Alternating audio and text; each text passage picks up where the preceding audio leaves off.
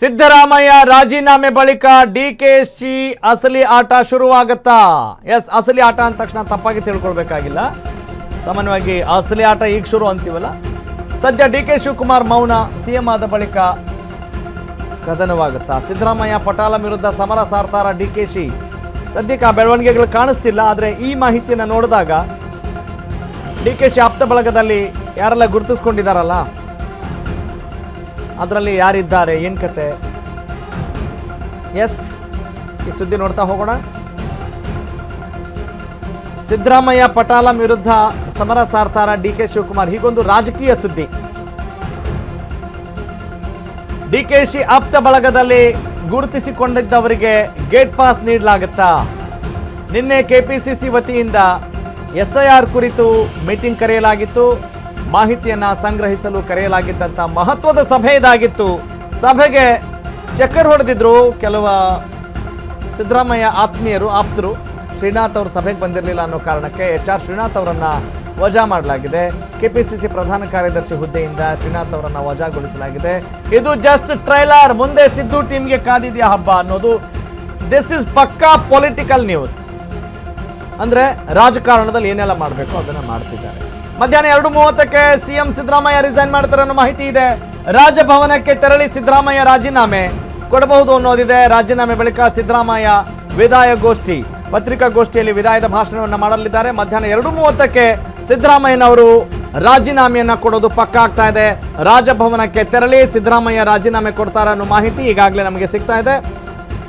ರಾಜೀನಾಮೆ ಕೊಟ್ಟ ಬಳಿಕ ಖಂಡಿತವಾಗ್ಲೂ ಅವರು ವಿದಾಯದ ಗೋಷ್ಠಿಯನ್ನ ನಡೆಸಲಿದ್ದಾರೆ. ವಿದಾಯದ ಭಾಷಣ, ಪತ್ರಿಕಾಗೋಷ್ಠಿಯಲ್ಲಿ ಹೈಕಮಾಂಡ್ ಜೊತೆಗಿನ ಚರ್ಚೆ ಬಗ್ಗೆ ಸಿದ್ದರಾಮಯ್ಯನವರು ಮಾತನಾಡಬಹುದು ಅನ್ನುವ ಮಾಹಿತಿ ಇದೆ.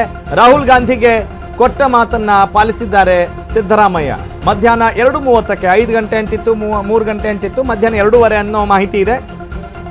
ರಾಜಭವನಕ್ಕೆ ತೆರಳಿ ಸದ್ಯಕ್ಕೆ ಸಿದ್ದರಾಮಯ್ಯನವರು ರಾಜೀನಾಮೆಯನ್ನು ಕೊಡ್ತಾರೆ ಅನ್ನೋ ಮಾಹಿತಿ ಸಿಗ್ತಾ ಇದೆ.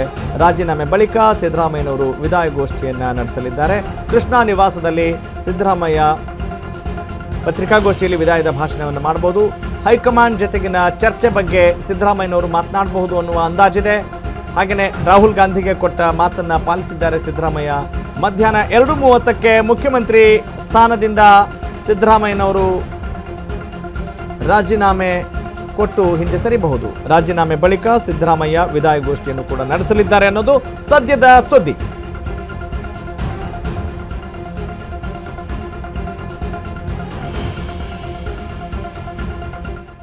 ಎಸ್, ರಾಹುಲ್ ಗಾಂಧಿಗೆ ಕೊಟ್ಟ ಮಾತನ್ನ ಪಾಲಿಸಿದ್ದಾರೆ ಸಿದ್ದರಾಮಯ್ಯ. ಓಕೆ, ಆದರೂ ಜಟಾಪಟಿ ನಡೀತು. That is secondary. Past is past. Okay, ಈಗ ನನ್ನ ಕಲೀಗ್, ನಮ್ಮ political correspondent Om Vivek Aditya Karlekar phone join ಆಗಿದ್ದಾರೆ, ದೂರವಾಣಿ ಸಂಪರ್ಕದಲ್ಲಿದ್ದಾರೆ. ವಿವೇಕ್, 2:30, 3 ಗಂಟೆನ, 5 ಗಂಟೆನ, what time he can resign? ಸಿದ್ದರಾಮಯ್ಯನವರು ಎಷ್ಟೊತ್ತಿಗೆ ರಾಜೀನಾಮೆಯನ್ನು ಕೊಡಬಹುದು ಅನ್ನುವ ಮಾತಿದೆ, ಮತ್ತು ವಿದಾಯ ಭಾಷಣವನ್ನು ಏನೆಲ್ಲ ಎಕ್ಸ್ಪೆಕ್ಟ್ ಮಾಡಬಹುದು ಅಂತೀರಿ? Yes, could you go ahead? ಇವರೆಗೂ ಕೂಡ ಅಷ್ಟೇ, ರಾಜ್ಯಪಾಲರು ವಾಪಸ್ ಬರೋವರೆಗೂ ಕೂಡ ಹೋಗಿ ರಾಜೀನಾಮೆಯನ್ನ ಸಲ್ಲಿಕೆ ಮಾಡೋದಿಲ್ಲ ಅನ್ನೋ ಒಂದು ಮಾತುಗಳು ಕೂಡ ಕೇಳಿ ಬರ್ತಾ ಇತ್ತು. ಈಗ ಅಧಿಕೃತವಾಗಿ ಸಿಎಂ ಅವರೇ ಹಾಕೊಂಡಿದ್ದಾರೆ. 2:15ಗೆ ಹೋಗಿ ರಾಜಭವನಕ್ಕೆ, ಅಂದ್ರೆ ಅವರ ಕಚೇರಿಗೆ ಹೋಗಿ ಅಲ್ಲಿ ರಾಜೀನಾಮೆಯನ್ನ ಕೂಡ ಸಲ್ಲಿಕೆ ಮಾಡಿ ಬರ್ತಾರೆ. ಅದಾದ ಬಳಿಕ ಕೃಷ್ಣಾದಲ್ಲಿ 3 ಗಂಟೆಗೆ ಒಂದು ಸುದ್ದಿಗೋಷ್ಠಿಯನ್ನ ಕೂಡ ಇಟ್ಕೊಂಡಿದ್ದಾರೆ. ಅದು ರಾಜೀನಾಮೆ ಕೊಟ್ಟ ಬಳಿಕವೇ ಮಾಡುವಂತ ಸುದ್ದಿಗೋಷ್ಠಿ. ಹಾಗಾಗಿ ಅದು ಅವರು ಮುಖ್ಯಮಂತ್ರಿ ಸ್ಥಾನದಿಂದ ಇಳಿದ ಬಳಿಕ ಆಗುವಂತ ಸುದ್ದಿಗೋಷ್ಠಿ ಅಂತಾನೆ ಹೇಳ್ಬೋದು. ಮಧ್ಯಾಹ್ನ 3 ಗಂಟೆಗೆ ಮುಖ್ಯಮಂತ್ರಿ ಸಿದ್ದರಾಮಯ್ಯ ಅಲ್ಲ, ಕೇವಲ ಸಿದ್ದರಾಮಯ್ಯನವರು ಮಾಡುವಂತ ಸುದ್ದಿಗೋಷ್ಠಿ 3 ಗಂಟೆಗೆ ಅಂತಾನೆ ಹೇಳ್ಬೋದು.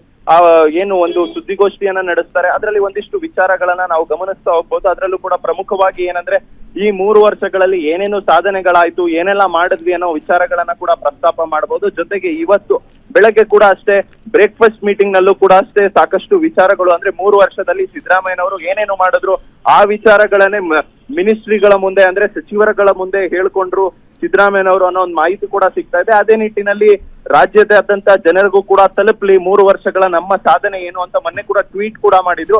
ಅದೇ ರೀತಿಯಾಗಿ ಇವತ್ತು 3 ವರ್ಷದ ಸಾಧನೆ ಏನು ಅಂತ ಒಂದಿಷ್ಟು ವಿಚಾರಗಳ ಪೈಕಿ ಸುದ್ದಿಗೋಷ್ಠಿ ಮಾಡಬಹುದು. ಅದಾದ ಬಳಿಕ ಹೈಕಮಾಂಡ್ ಯಾವ ನಿರ್ಧಾರವನ್ನ ತೆಗೆದುಕೊಳ್ಳುತ್ತೆ ಅದರಂತೆ ನಾನು ಬದ್ಧನಾಗಿ ನಡೆಯುತ್ತೇನೆ ಅಂತ ಸಾಕಷ್ಟು ಬಾರಿ ಕೂಡ ಅವರು ಹೇಳಿಕೆಯನ್ನ ಕೊಟ್ಟಿದ್ರು. ಅದರ ನಿಟ್ಟಿನಲ್ಲೇ ಈಗ ಹೈಕಮಾಂಡ್ ನನಗೆ ರಾಜೀನಾಮೆ ನೀಡೋದಕ್ಕೆ ಹೇಳಿದೆ, ಹಾಗಾಗಿ ನಾನು ರಾಜೀನಾಮೆಯನ್ನ ಕೂಡ ಸಲ್ಲಿಕೆ ಮಾಡಿದ್ದೇನೆ ಅಂತ ಅದೊಂದು ಕ್ಲೈಮ್ ಅನ್ನು ಕೂಡ ಸಿದ್ದರಾಮಯ್ಯನವರು ಮಾಡುವಂತ ಎಲ್ಲಾ ಸಾಧ್ಯತೆಗಳು ಕೂಡ ಇದೆ. Raghav, okay got it, thank you Vivek. Just hold on, ಮತ್ತಷ್ಟು ಮಾಹಿತಿನ ನಿಮ್ಮಿಂದ ಪಡಿತೀನಿ. ಅದಕ್ಕಿಂತ ಮುಂಚಿತವಾಗಿ ಮತ್ತೊಂದು ಬ್ರೇಕಿಂಗ್ ನ್ಯೂಸ್.